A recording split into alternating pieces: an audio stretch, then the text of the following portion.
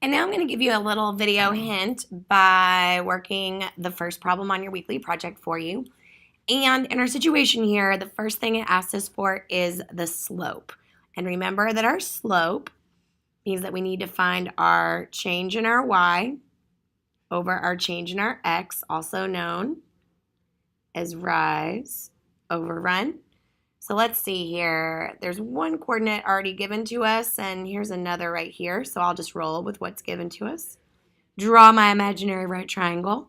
And I see that going along our change in y, I have 3 boxes, and each box is equal to 1. So my change in y is 3.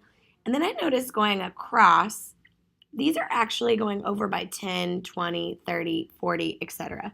So each of those boxes is worth 10, and I have 1, 2, 3 of them. So my change in y is, I don't know why I wrote a 1 there, I'm sorry, 3 over 30. Now that 3 represents the number, represents inches, and that 30 represents minutes. That's going to be really important in just a second. So our rate of change is 3 inches for every 30 minutes.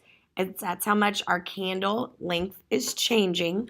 And we also notice that our slope is going down, which makes sense. If you burn a candle, as time passes, of course, it's going to get shorter.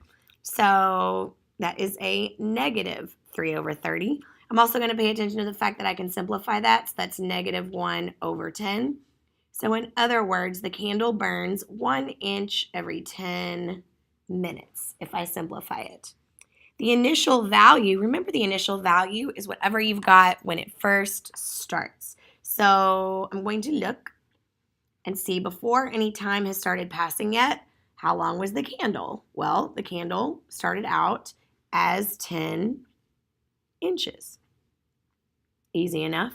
So what does the rate of change represent? Well, if it goes down 1 inch, if the rate of change, is negative 1 inches every 10 minutes, that means that the candle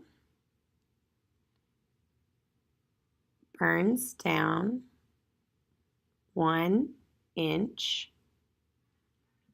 every 10 minutes. And of course, the initial value represents the length of the candle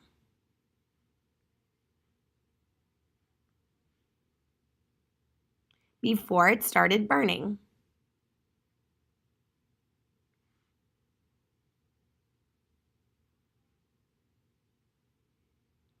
So in other words, the amount that you started with, the initial amount.